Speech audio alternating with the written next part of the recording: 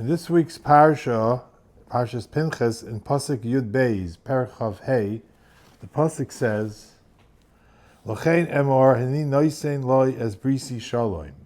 After the Maisa that Pinchas killed the Midyanis and he was Mekadosh Shem Shemayim with the halach of Kanoim Poigim Boy, so Hashem said, I'm giving you the gift of Brisi Shalom, which Rashi explains, and the other Mefarshim, that it means the kahuna, that till now Aaron and his sons were the Kohanim, but there was no guarantee that that would be given over to the Kohanim, Lo'elam Vod, and now that Pinchas became a Kohen, he was not a Kohen till now, this din changed, and the Kohanim would constantly be Kohanim from Shevet Levi Lo'elam Vod. If you look in the Targum Yonis ben Azil, he says very interesting over here. He says that B'Shavua Amarle min Shmi Ha'ano Gazale Yaskiyome Shlam V'Chayla Al L'Masu Ge'ulta B'Seif Yamaya. Over here in the pasuk it says that Akash Baruch Hu gave the kahuna through a bris shalom, and if you look in the Targum Yonason, and Targum Yerushalmi also says b'shvua ozol Moshe al Pinchas ha'ano yohavlei. The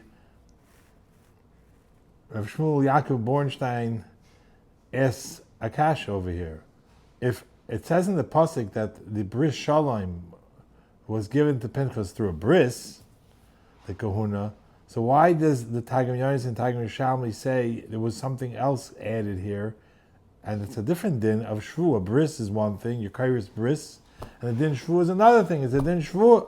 So what's happens over here?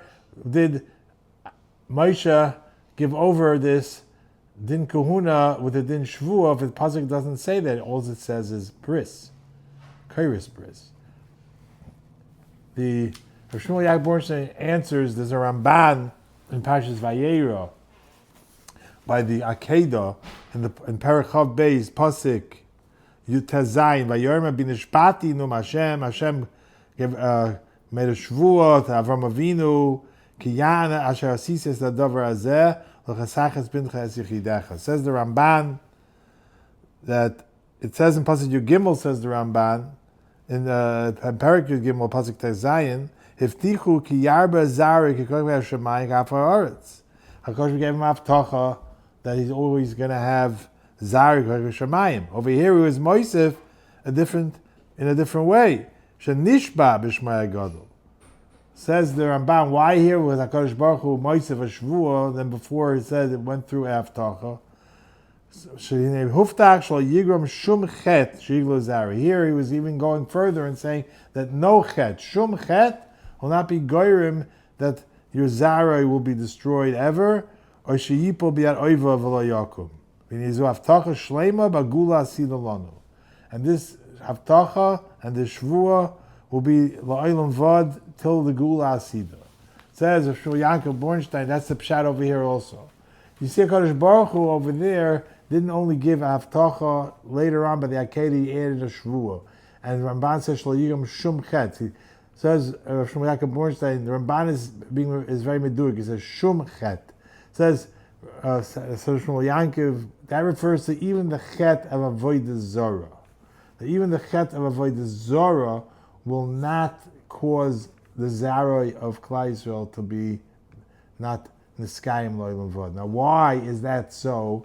Why do you have to protect yourself with a shvuah when it comes to Aveira of Avodah Zarah more so than any other Aveira? He brings the Gemara in Shabbos that says, that on Daf Pei Gimel, that the inyan of a bris is a din of ava and chiba, says Rashi over there. Rashi says that when HaKadosh Baruch Hu makes a bris with Klal Yisrael, it's a bris of ahava and a bris of chiba. That's what a bris means. HaKadosh Baruch Hu is making a bris because he loves us so much. He's showing his love that he's making a bris with us. Says Shmuel Yaakov, when it comes to avodah zara, that aveira does not allow the ava to stay. It's such a strong Aveira that the din of the bris of Ava breaks. So therefore, the only way to stop that would be through a shvua, that even then when there's an Aveira of Avodah Zarah, it would still stay. What is the difference, the chayra, between Avodah Zarah and any other Aveira? Because the Avodah Zarah, if you look in the Gemaras all over Shas, it's because Avodah Zarah means that you're saying that your trust in the Kadosh Baruch Hu does not exist anymore. Your Amunah in Kadosh Baruch Hu does not exist anymore. You're replacing it with some other thing, whatever that might be, Avodah Zarah. Mainly you're saying my trust in Avodah Zarah now is what I believe in. That's what's going to be poiled for me. Mashenkin, HaKadosh Baruch Hu is out of the picture.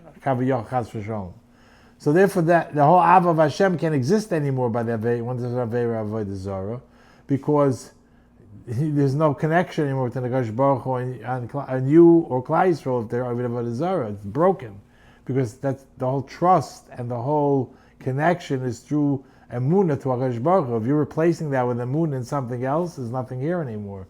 So in Mela, the bris would not be enough, because that's only through Ava, and the Ava is gone. It's Sheva the Ava. Masha'ik by other Aveiras, even when you do an Aveira, the Ava still remains.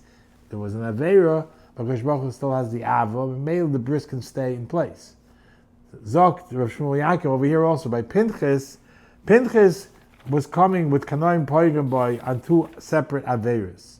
One was the Aveira of Bilas Nachris, Kanoim Poigam Boy, and the second thing was, if you look in the Psukim, it also says that Pinchas came Keneged the Avodah Zarah of Dvar Pa'or. That's another reason that she, Kazi Batsur, the Midyanis, was helped cause this whole Aveda of Baal Pa'or, which was Avodah Zarah.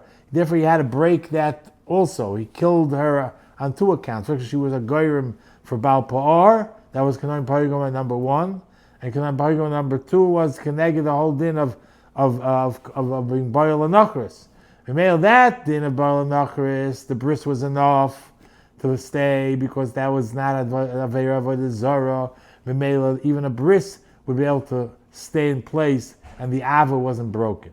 But the Aveira of Baal Pa'or that was Gurm through Midyon, that Kanaim Poigam Boy would not have, even though there was a Kanaim Poigam Boy, I would not have been able to maintain the bris. Mela, he needed a shvua from HaKadosh Baruch Hu to say that even through this Aveira, there's a shvua that bris shalom, which would switch into a shvua also, will never go away. And that's what the Tiger Binyan says at the end. That at the end he says that V'chaim la'alma l'ma'avasar gulta b'soif yemaya. That even later on, Pinchas, who is Eliyahu, will be able to bring the Geula b'soif yemaya. Klal Yisrael may have done Aveiz v'Avodah Zarah, but the Shvuah that he was given then will keep that Avtocha in place, that even with all the Aveiros, including Avodah Zarah, the Gula will not be held back, and he will be able to be a Shliach to bring the Mashiach. And that's what the Ramban says in Vayera 2, where he says, Zu Avtocha Shleima b'Geula Asida Lanu. That a Shvuah is so stark that Shum Chet, that will not be Goyrim, the Kli of Klal Yisrael and the Zer of Klal Yisrael, and therefore they'll be around to be able to come to the Geula Asida, because since there's a shvu in place that they'll always be here, Pinchas will be able to be the shliach for Klal Yisrael. One more point, a little later in the parasha, HaKadosh Baruch Hu, after the whole Maaseh with the Magefa, he tells Moshe Rabbeinu to count Klal Yisrael again.